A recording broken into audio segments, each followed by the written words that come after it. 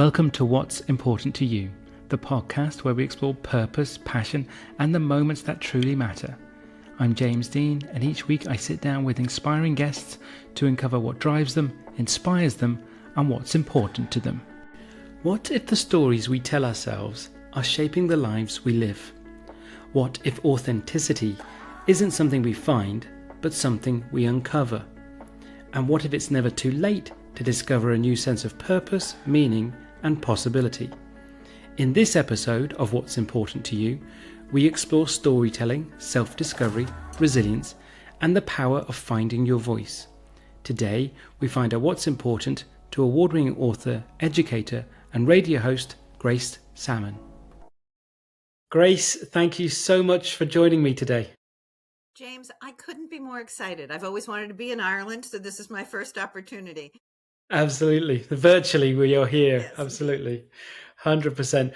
Well, Grace, we're going to dive straight in with the first question, which is, Grace, what's important to you? I'm so glad you asked the question. I know it's always your first question, but in preparing for today, I really had to ask. There are lots of things that are important to me. Family is important. Friends are important. But I wanted to drill down because I love the scope of your show. And as I began to think what's important to me, the answer just kept coming back to be authentic. And that came to me rather late. You know, I'm an author, I'm a radio host myself. And I think it's the writing of my 2 novels that are out, and then 1 novel that is hopefully going to be out in early 27, that really led me to believe that what's important is to be authentic. And what I mean by that is to be honest, to be true, but that means to yourself as well. And in order to do that, at least for me, you have to really dive down and think who you are. I was recently on a radio show with the fabulous Lisa Luca out of New Mexico. I can't remember the exact town, but she's a lovely radio host out of New Mexico. And she uses the phrase, to live the life your soul was meant to live. And I'm just going to hang on to that as my definition of being authentic. Love that. Yeah. I mean, even when you said the word authentic, I kind of had to take a breath in because it's such a word that's very important to myself as well, and so many other people have come on the show. But I think what's interesting about it is what you shared yourself then, and other people have shared it, is there's almost a journey towards it. There's almost a kind of a building up to it or a building into it. There's like sometimes you kind of think, and it's not to say you haven't necessarily always haven't been, but it's sometimes when you start to feel more of that way. So, because you mentioned there you're writing and you're the novels you've written, do you think that kind of enabled you to live more authentically through? Was that a process, do you think, when you started writing, you became more of yourself? Yes, and that surprises me because my first novel is my 4th book. The novel that just came out is my 8th book. So I write both fiction and nonfiction. But when I wrote my first book, The Eves, it's about a woman who was totally lost. And I think I was writing not because I knew I was totally lost, but I had certainly lost a lot of the roles that I had. So I was no longer a mom to young children. I wasn't a daughter to my mom. She had deceased. I was traveling way too many days a year as an educational consultant, and I was going to give that up. So I wanted to know who I was without those roles. Now, I'd also say, James, I always thought I was very authentic. What you see is what you get. But when I wrote Jessica, the woman who has lost her footing in most of her life, I really thought I was done, as she thought she was done, until she meets this group of colorful women and women of color who burst onto the stage claiming their retirement in very vivid ways. And I had the opportunity to be on a radio show after that. And the host of the radio show called me back and said, I'd like you to have your own radio show. And I said, oh no, don't you understand? I'm done. I wrote a book about being done because I'm done. And now the book is done. And she said, did your characters teach you nothing? You Mm. are not done. And I went, oh, I had never connected. And in some ways, I'd love to think I'm terribly smart. After all, I have 8 whole books out. But apparently I'm not, because it wasn't until she said that to me that I thought, am I really done? I wrote The Mm. Eves because I thought I was done and was sad that I was done, but I wasn't done. So from there, I had 2 award-winning radio shows.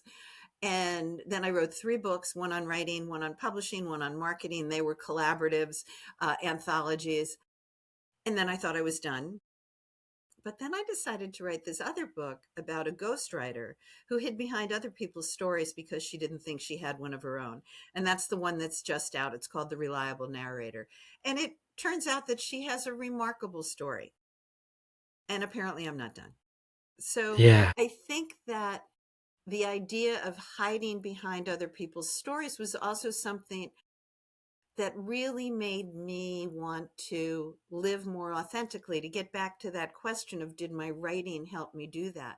Mm. The reason Darby Small in my novel, The Reliable Narrator, is hiding behind other people's stories is because her childhood abuse was silenced by her family. And that's something I've always shared. My own abuse is something I've always shared with close friends or family, but I've never talked about in a public forum. And nor do I ever want to be the poster child for that. Yeah. But I realized that if I was going to come out and be talking about authenticity, if I was going to be talking about finding your story, finding your voice, and believing that once our stories are told, everything changes in the most positive of ways, I couldn't not be authentic and not tell that part of my story, if that makes sense. Yeah. Yeah. Absolutely.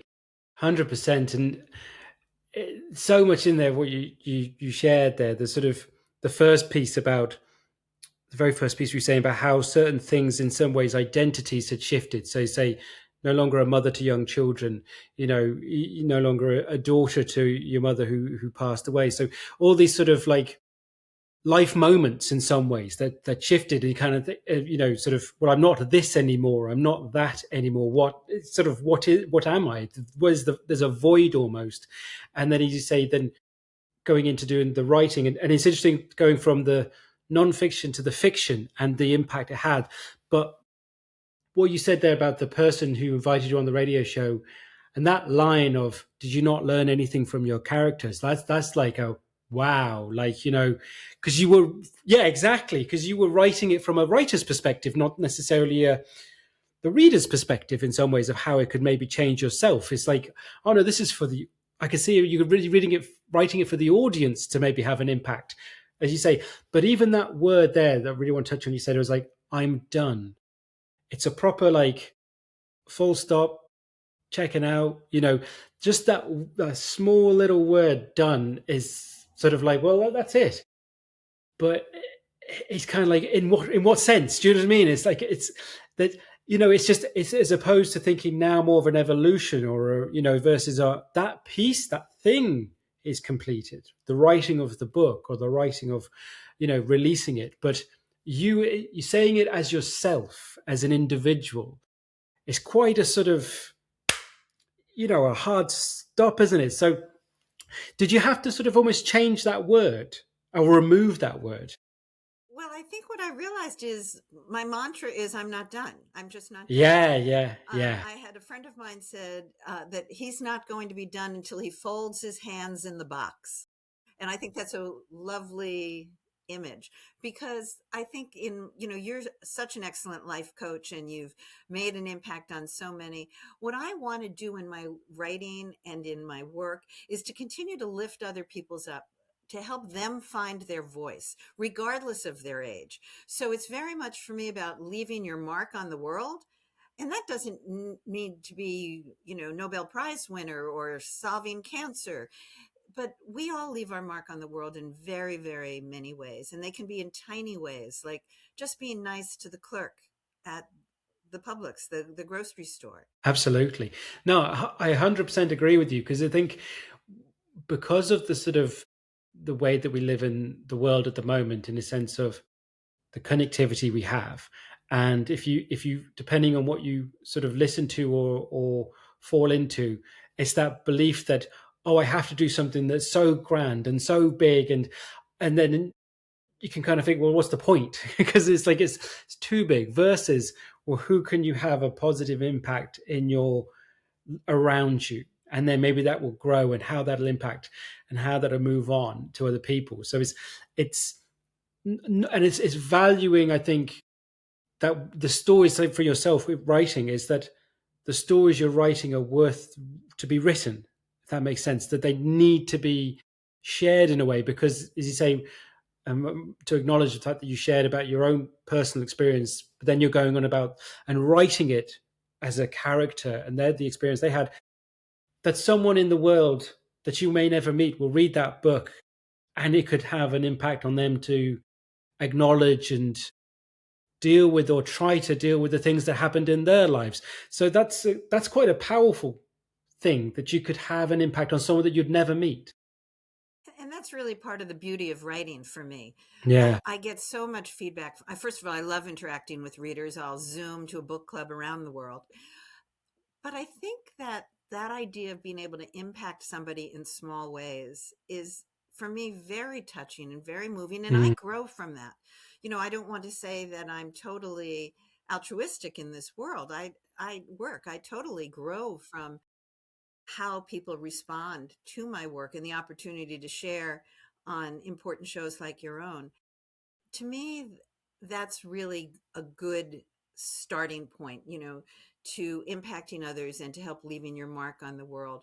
In both of my novels, and I think it's going to show up again in my third novel, Jessica is so broken that she starts writing down these little life lessons, like be kinder than you need to be. That's not anything profound. It's just that she is so broken, she's forgotten that just being kinder than you need to be is important. And so I think in the back of the eaves, and it's downloadable on my website, that people can download Jessica's 20 life lessons. And I love, I'll go to people's homes and for book clubs and things, and they'll have them scotch taped or a magnet on their refrigerator. And I did the same thing in The Reliable Narrator, where Darby, who has been silent for so long, she writes down just one of many, but one of them is speak even when your voice shakes. And I don't know where these things come to us as we're writers. It's not like I think, oh, let me come up with this profound series. Yeah. I just thought, oh, Darby would do the same thing that Phoebe did. And in my next book, Izzy is doing the same thing, but instead of, for Darby, they're Post-it notes. For Jessica, they're handwritten. On Izzy in the forthcoming novel, they're sentence strips, for people who know what those are. But I think they're all, at the end of the day, and I'm embarrassed to say, they're probably all things I want to remember every day as part of my own life. Yeah, no, absolutely. And I think that's the interesting thing, because I think so many times we try to put ourselves outside of ourselves, when we realize it's ourselves who we're trying to try and help and work through, and that. And so it's interesting. So just to give you some sort of context back, before we came on recording the show, you were asking me, in a sense of why I started the show and why I came up with the idea of the podcast. And I shared it was because I had written down this phrase of what's important to me on a piece of paper, and I just started writing and came up, and this word conversation popped out. And then when I got coupling that with some feedback that I got on some posts and blogs and stuff I was putting out, or do you do a podcast? I thought, oh, I'll just try. But what I've realized I think I'm going to ask people this question. What I've realized myself is there's an interest, there's an intrigue to find out how people answer the question, but it's also about myself. It's about, is there something I can take from someone else? Is there I can learn from someone else that I make, oh, actually, that could be implemented. So it's more personal than we sometimes think. Do you know what I mean? And so it's like, okay, yeah. So I'm using the podcast as a vessel to express my perspective sometimes. In the same way, when you're like, oh, Jesus, Jessica, or the character is saying this, when you're actually going, Jesus, actually me saying that. But so I think that's the really interesting thing. It has to, because going back to the word authentic, you said at the start, if those phrases or those things that all those characters didn't have that bit of you in it, it wouldn't necessarily be as authentic. Does that make sense? It does make sense. And I think that as I'm reflecting on our own conversation, what's important to me right now is feels very authentic. It feels way better than a cocktail party about who played tennis and pickleball yesterday.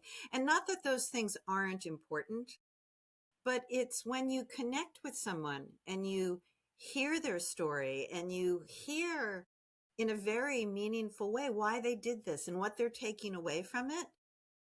For me, that's just a gift for the whole day. Yeah, absolutely. No, I love it. I'm going to take you back a little bit and ask the question in a sense of, was writing always something that was part of you? Or, was it, one day I'm just going to, because you went into novels, you did nonfiction.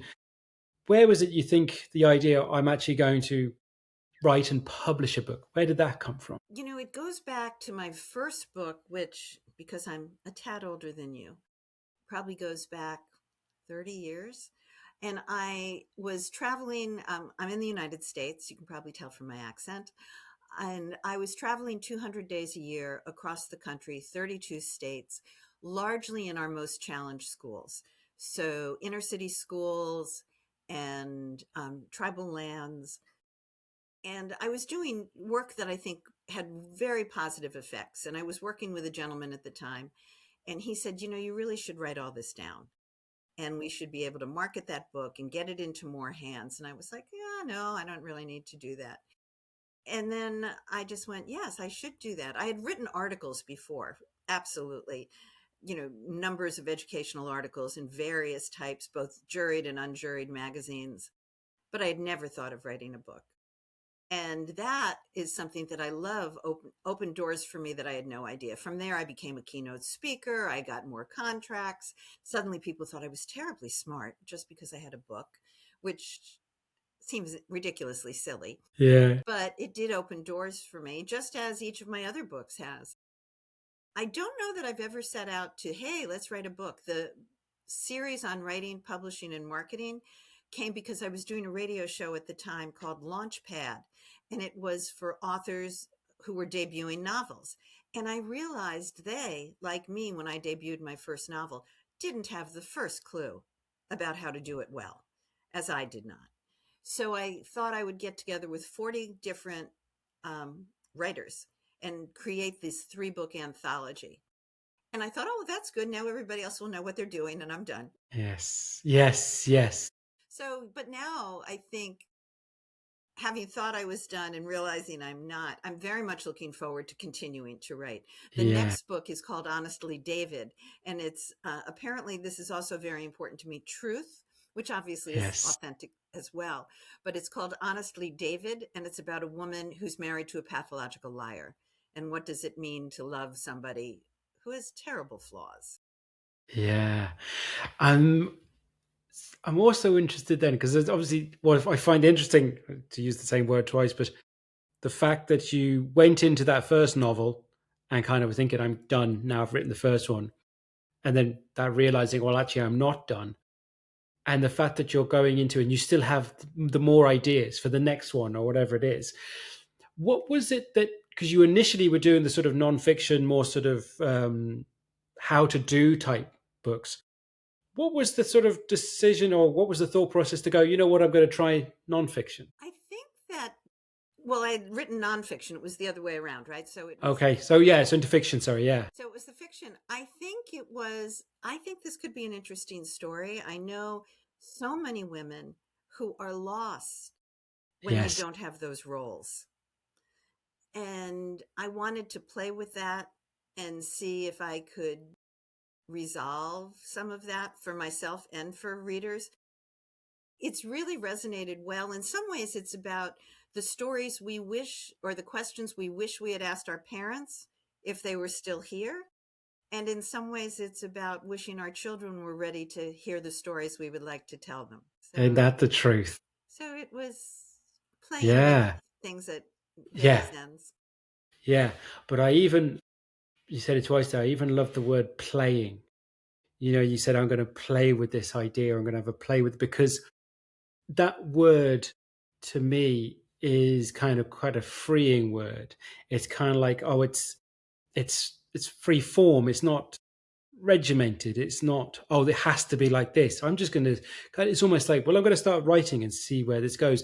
Is for someone who writes fiction, I'm always interested, when you set out to write, do you kind of know where everything's going to go, or is it kind of in the now tell me more, because No, not that's at like all. yeah. I I would say for the first 4 books, I knew the beginning and I knew the end. The middle, Okay. Yeah. totally lost. Totally lost. Wow. On the reliable narrator, I was very vague. I knew the beginning. I knew a little bit about the end, and the middle was a surprise. The Yeah. third book starts out with the first words of the third book are, I might as well tell you he dies at the end. So full stop. If you don't want to read further, he's dead at the end. And so I think that that's different. I would say it's plain because there's probably nothing that makes me happier than when I'm really in a writing zone and I'm rearranging 26 letters all day long. There is Yeah. some juice that gets sparked that I'm incredibly lucky to receive. But I don't know that it's always plain. There's so much research involved. In Sure. in the reliable narrator, all of a sudden I decide that Virginia and Leonard Woolf, the famous folks from your part of the world, Yes. need to be front and center in the book. And my book takes place in today's time, so all of a sudden they literally are a picture on Darby's desk and they start chatting with her in real time. At one point they get up and out of the frame and they start talking with her. I have no idea where that came from, but I think it came from a little bit of research, because one of the little thought of things about Virginia Woolf is that she and her husband Leonard bought a printing press, put it on their dining room table, and they are self-published people. They just published her work. They published Freud. They published T.S. Eliot. And I just love talking to about all of them as just self-published people. They didn't have big Yeah. 5 contracts. Yeah. No, I love that. But what I think from how you explained it there, there's as much as you say, there's the research to get things right, and you say the words are truth and honesty and authenticity. But again, the fact that you don't necessarily know where everything's going to be within the story that you're writing, that also comes across, it could be quite exciting, I'd say, for you as a writer, thinking, oh wow, I didn't expect them to do or say, or as you say, that, oh, suddenly they're now having this conversation with the photograph, people from the photograph. Is so I say that's quite, if when you have something that's kind of that sort of out there or interesting, what's the emotion for yourself like? Oh, it's very exciting. And sometimes it is Yeah. very, very surprising. Yes. Sometimes it's in the middle of a sentence. In the book with Jessica in it, The Eves, there's a time where I have to name a character, and his name is Jess, Jes.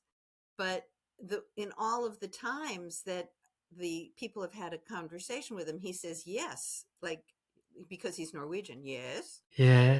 And it's not until I realized that it's the yes and Jessica are almost the same. My hands literally jumped off the keyboard. I was like, I didn't know that was going to happen. And there's a sentence that I wrote in the reliable narrator, which, again, I don't know where the synapses close, but there's a scene where Darby confronts her mom, and it's a very painful scene. And she's talking about, why didn't you protect me better? And I'm thinking about the next morning and how are they going to be together the next morning. And this sentence came to me, and I'm still shocked at the sentence. But the sentence is, and the next morning, They maneuvered around the kitchen like overly cautious bulls in a china shop of emotions. I don't know that I'm ever going to write a better sentence. I don't know where that Yeah. came from.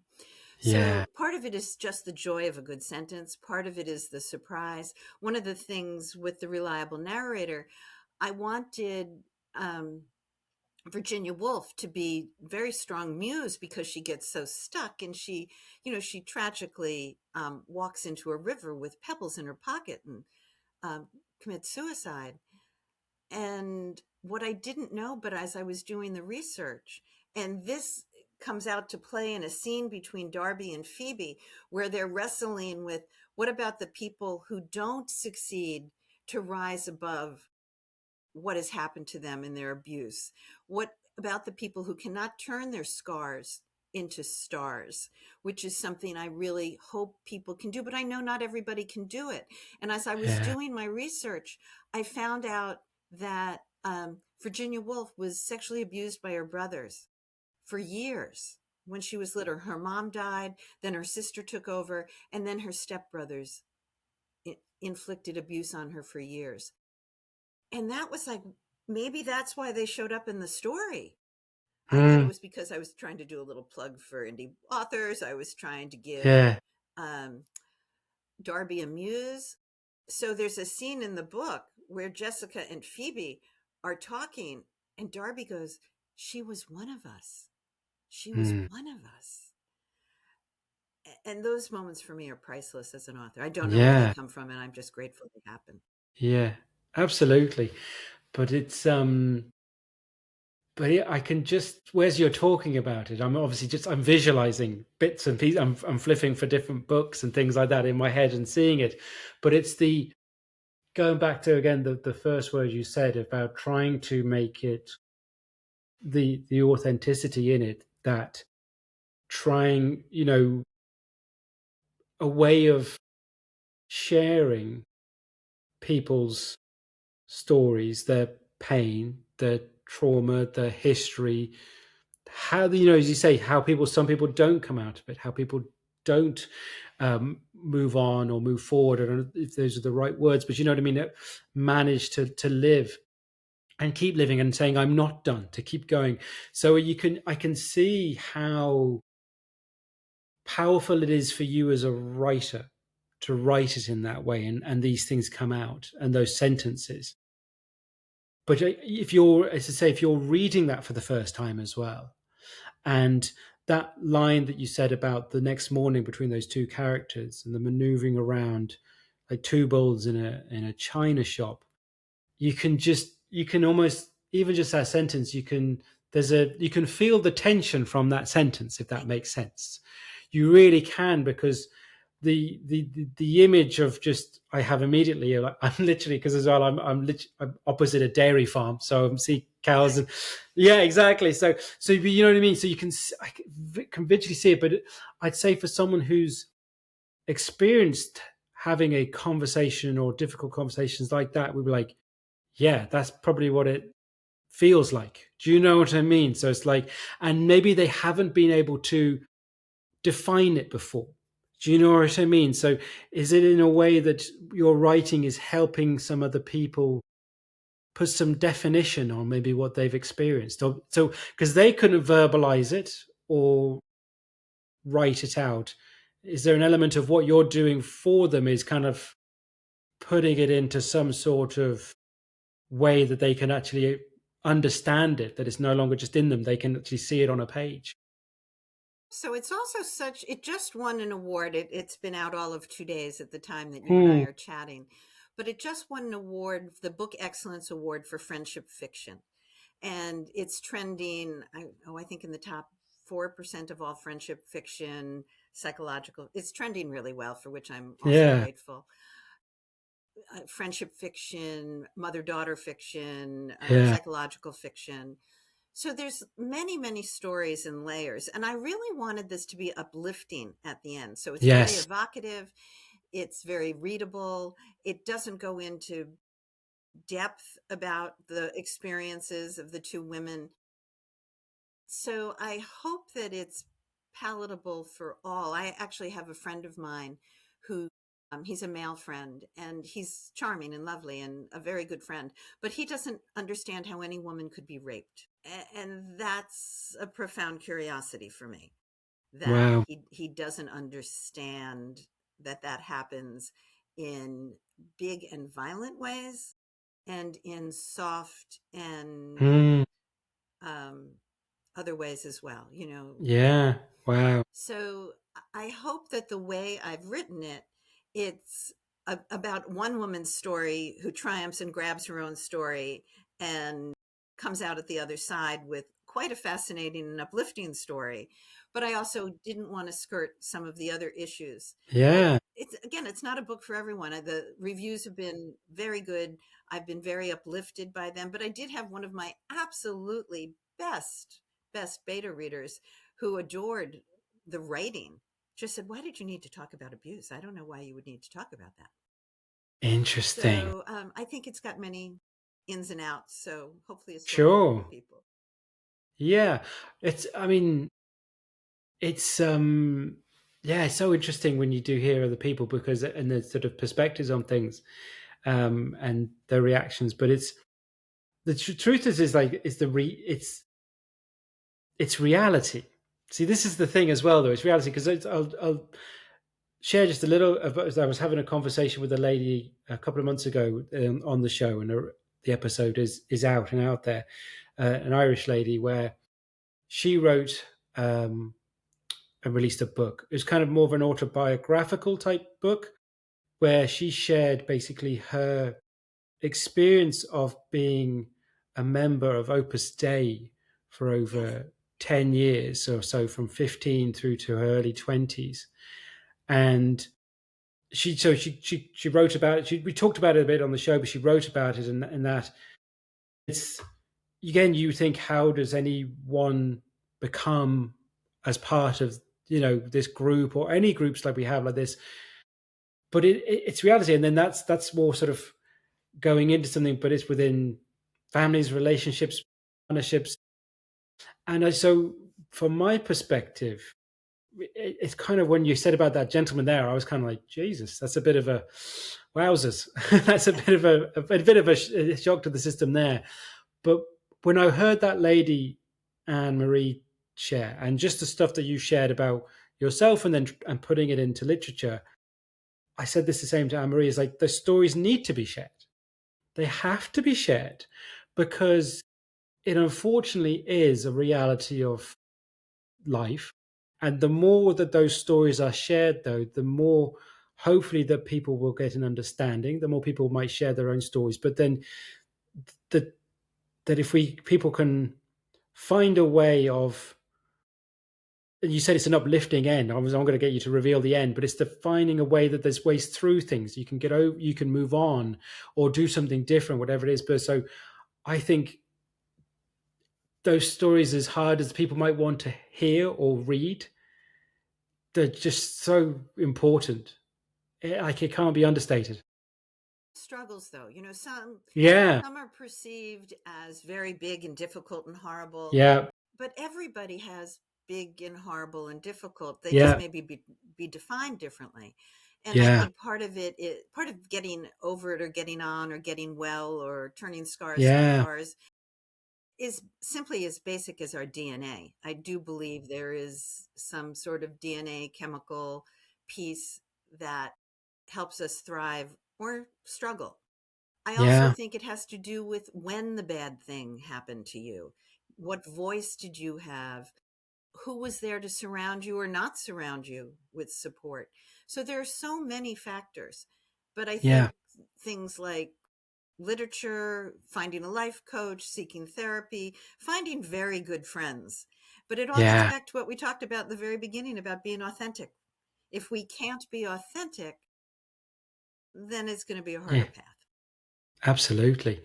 Absolutely. And I think it's a really relevant point you said. I think it's the whole thing of um, experience that we have is all relative to ourselves, so it's so we can only know what, is not, and it's trying to say not to dismiss or diminish one's own perspectives. I think there's a little bit, if you get caught up in certain things, and sort of clickbait narrative type thing is that, between generations or between genders or between nationalities, that are the such and such, they're trying to one up each other. Well, my was suffering is so much worse than such and such is suffering. And it just, you just get into this circle of just, well, you're just trying to prove pain. I mean, it's kind of like a pointless exercise in some ways versus acknowledging, respecting the other person perspective. And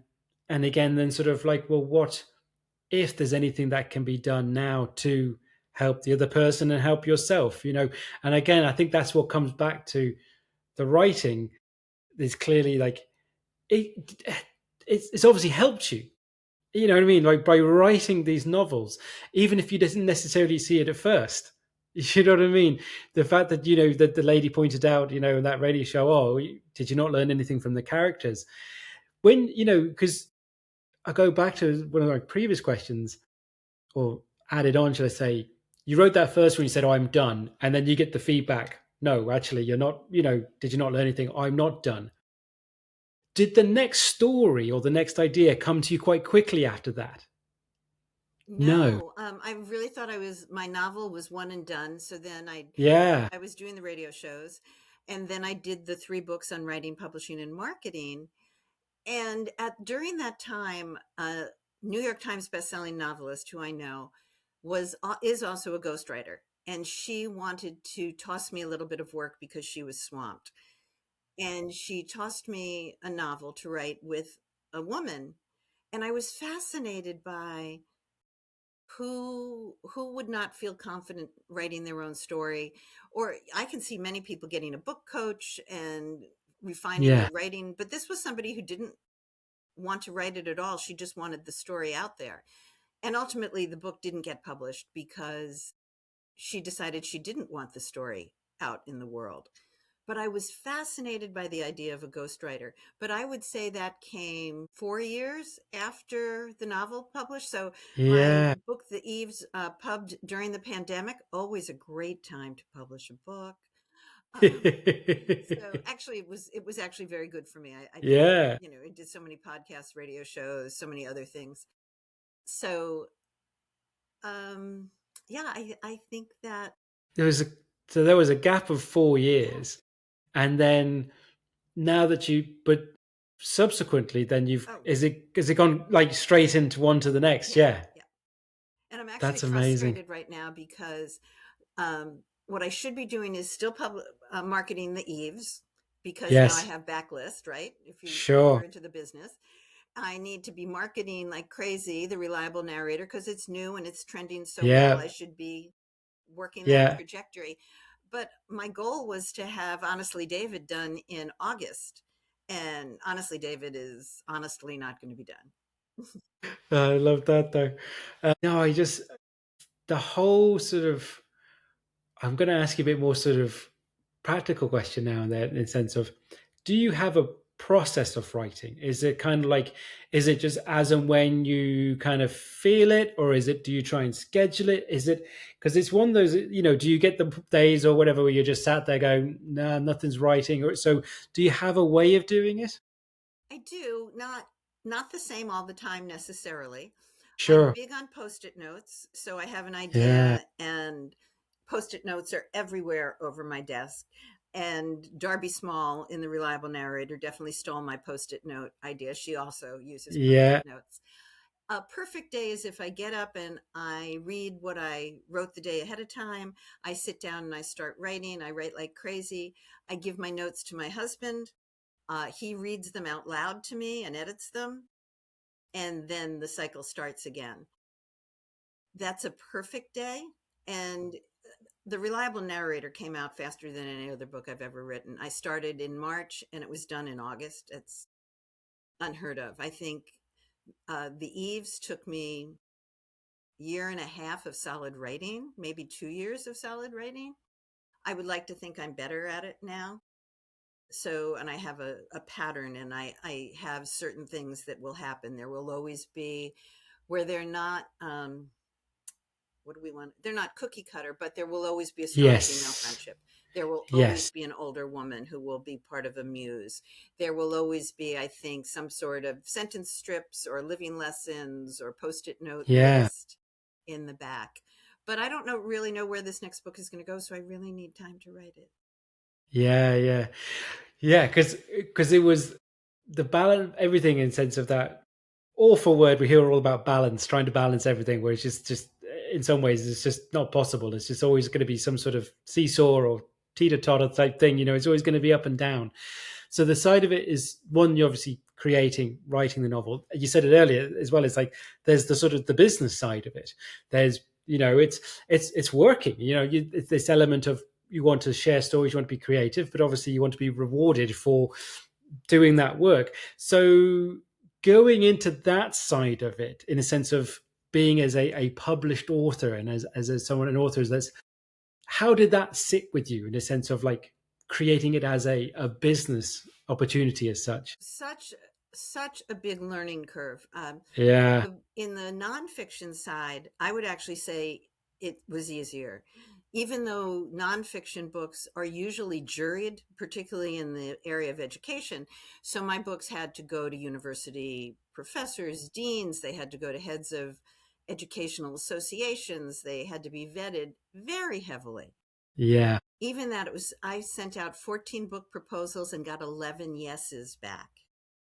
So that seemed so much easier than doing a novel. And the learning curve on a novel is, Yeah. publishing and marketing a novel is so different. And the industry is changing very quickly. It used to be people would Yeah. say they were self-published with a great sense of shame. Now people say they're indie Yes. published and doing quite well. I have very many author friends who are traditionally published and are buying back their rights because they're making Yes. more money if they buy back their rights, change the cover, and reissue the book. And so as a business model, it's making more money. And the learning curve of all of the things you need to do as a businesswoman, and I've had two for-profits and two nonprofits that I've started.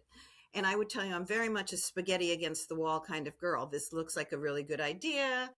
I've done enough market research. I think there's a need. And Yeah. so, but for the nonprofits and the for-profits, I've been very lucky and they've worked very well.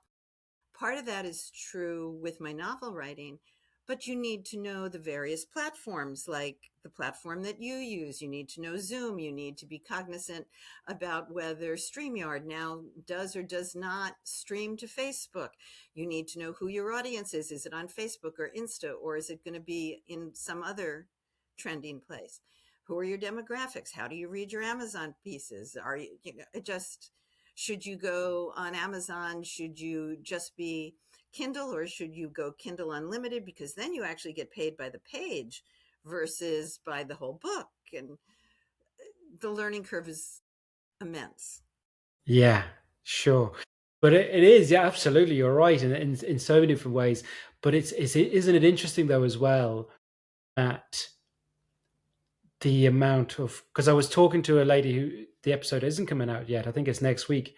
Lady over here, an Irish lady who's set up her own publishing, independent publishing over here, and she did her own books, and then she helps other people publish, and that's happening more and more because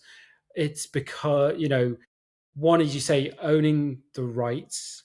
The technology that we have has become easily accessible. The cost, doing it yourself has probably there's a lot more work, no doubt about it, but arguably more cost effective sometimes. You know what I mean? Versus the going to the traditional places and just getting no's. It's like the whole thing of, well, actually, is it possible to do it yourself? Which it clearly is, but it's, as you say, there's a lot more in there. And was there a kind of a way of you were like, well, I'm just going to stick to a certain format, or did you try them? And you said it's more spaghetti on the wall. Try, see what works, and try the next thing. I did, and I've done my both of my books are with, they're indie published basically, but they're really highly Sure. published. The Yeah. Reliable Narrator came out under Upstream Press and Gatekeeper Press, and there are just so many different models to to doing this, and I think it's Yeah. all worth a try. But what I've Yes. noticed is, and I'm really lucky, I just hosted a gala for 25 New York Times bestsellers.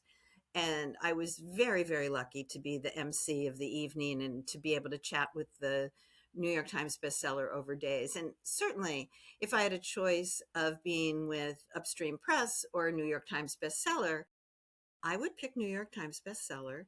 But when I see the amount of work they continue to have to do, even when they're with one of the big five houses, and some of the bestsellers are multiple New York Times bestsellers, and they're still doing book fairs and sitting signing books Yes. for hours and hours at a time. And that's so there's a lot of work regardless of where you are on that Yes.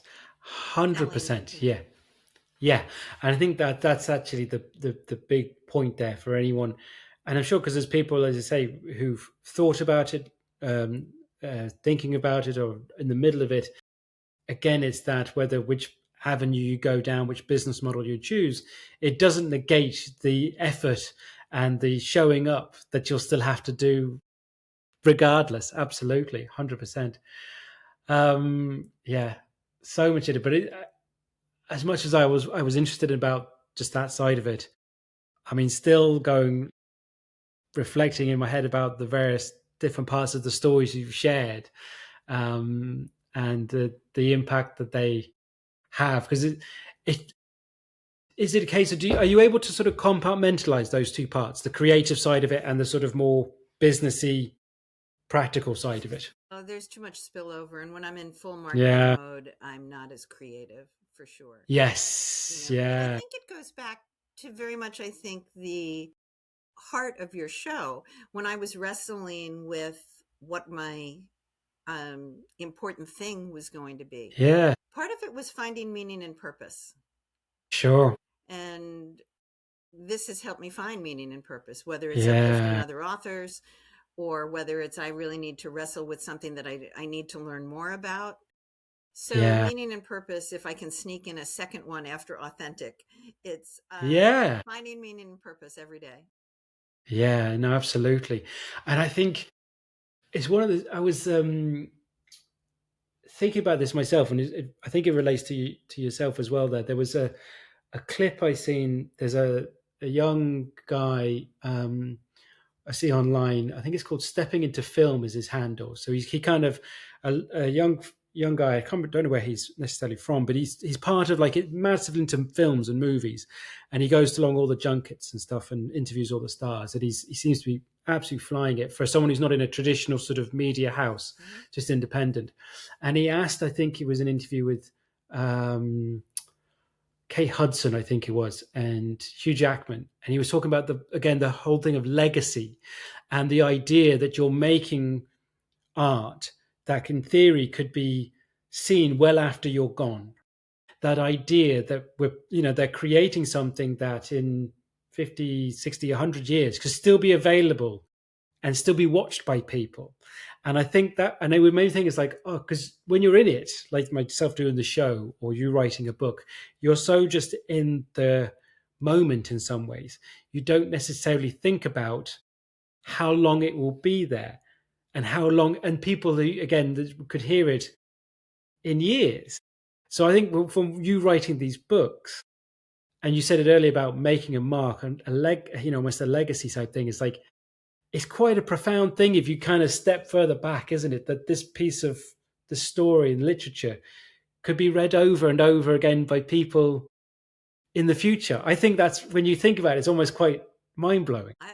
There's a refrigerator magnet on actually it's on my oven, but we call them refrigerator Yeah, magnets. yeah, yeah, It's on yeah, my oven, and a girlfriend gave it to me, and it said, it's something along the lines of, "The voice flies, but words last." yeah, So we'll see. yeah, yeah, yeah. No, absolutely. No, love it. Um, I have a few questions I ask everyone, Grace. You've hit us with loads from people from your characters, so we'll see if you have any other ones now. So the first question is: any quotes or phrases that are important to you? To thine own self be true. 100%. Absolutely. Love it. Who would you say have been the biggest influences in your life? Oh, that's an interesting question. Certainly my parents, for sure, in amazing ways.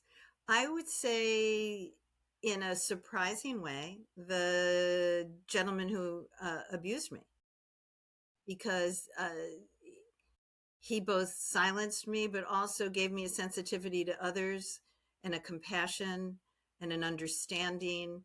So I would say in some ways that, and then I would say most recently, my amazing husband, who truly I didn't know that you could find unconditional love at 70. So That's he's the beautiful. wind beneath, he is the wind beneath my wings. That sounds Yeah. right, but Yeah. he is. Yeah. No, love it. No, absolutely. No, I think it's fabulous. Um, Grace, it's been an absolute pleasure to chat to you. It really has. It's been wonderful. I have one more question for yourself, though, which is what's important for your future? Would it be cheating to say to find meaning and purpose and be authentic Not at all. Absolutely not. and to help Yeah. others find theirs? Yeah, absolutely. 100%. Because it's, and I think from the various things we've spoken about, I can see that and see that in so many different ways, in the sense of the work and that you do and try but I think even one is a sense of sharing your work, a sense of hopefully that will help people. But I think in the fact of you doing what you're doing is also hopefully will enable people to think, oh, I could do something myself. Oh, Grace is writing these books. Maybe I could XYZ. Not to say write a book, but it's that thing of what else could I do? Because this is the point, is like with the asking you this question of what's important to you, asking other people. My hope is people will ask themselves that question. That they've listened to your story, they've listened to go, oh, well, Grace has found meaning and purpose. Maybe like I want a bit of that. You know what I mean? And I would really encourage people to volunteer. I was Yeah. in this country. We have something called a guardian ad litem program or a CASA program. Those are people who volunteer to support children who have been abused and neglected. I was a guardian ad litem for 6 years. We have hospice programs here, as I'm sure you do as well. Being a Yeah. hospice volunteer for 8 years was very important to me. And I think that you find out more about yourself. And I think when you volunteer, my experience, at least anyway, James, has always been you get back more than you give. Yeah. So that's a great way 100%. to start, to put your toe in the water. Yeah, absolutely. No, completely agree. As I said, it's been wonderful to chat to you, Grace. I want to make sure that more people know about you and find out about you, and obviously are able to find and read your books. So if you would like to, we'll put things in the notes, but if you would like to give a shout out now where people can find and connect online. Thank you. My website is gracesammon.net. I've got great Irish origins, apparently. So salmon is though spelled Sammon, not like the fish. But apparently my ancestors all came from Ireland. So yes, it's Excellent. gracesammon.net. You can find me on Facebook at grace.sammon. You can find me on Instagram at Grace Sammon Writes. I'm dipping back into LinkedIn. I'm not there that often. But No reach worries. out, send me Well, an email. If you have a book club, if you want something to talk about, reach out. I try to get back to absolutely every person. fantastic. And so we'll make sure those links are all in the show notes for anyone. And I assume that obviously on that website, they'll be able to find links to be able to get your books. Absolutely. 100%. So we'll have the links in the notes there for anyone who wants them. Grace, thank you so much again. James, a pleasure. Thank you. Thanks for listening to What's Important to You. If you enjoyed this episode, follow or subscribe wherever you get your podcasts. And if it resonated, share it with someone who might need it too. I'd love to hear your thoughts. Leave a comment or ask a question, and let's keep the conversation going. I'm James Dean, and I'll be back soon with another real conversation to help you reconnect with what truly matters. Until then, take care and stay curious.